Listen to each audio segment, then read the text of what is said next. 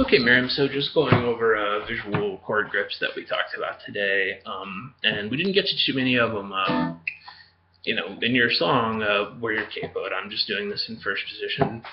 Your E minor is this chord, and I think that deciding to memorize the names of the basic first position chords, any of them that you don't know, will be time very well spent.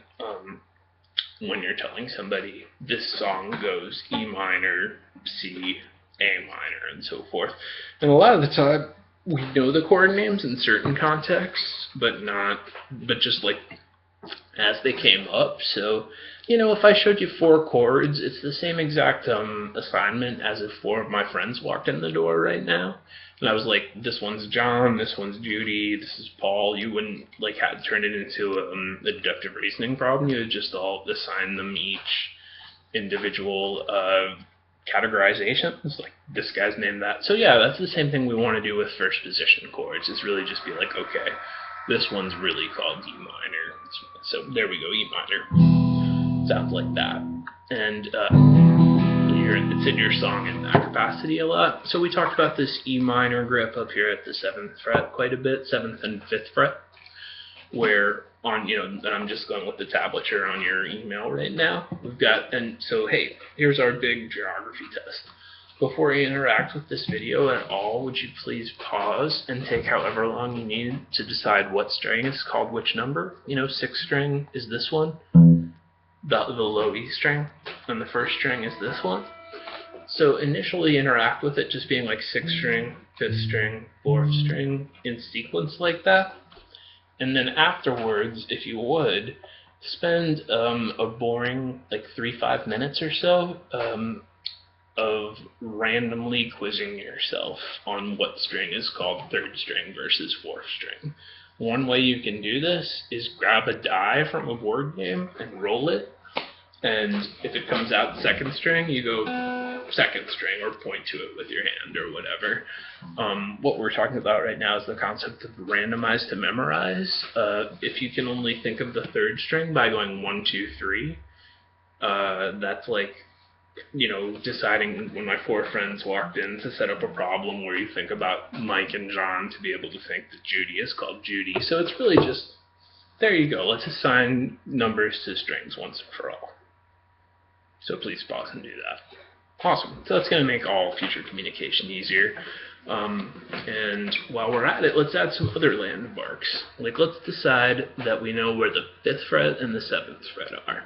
And we're picking these because they have big old dots at them. So, counting up is something you had to do when you started playing guitar, but it's more something you're doing out of habit now, rather than necessity. So let's just add a couple others that you know the name of, So the 5th fret, this dot right here.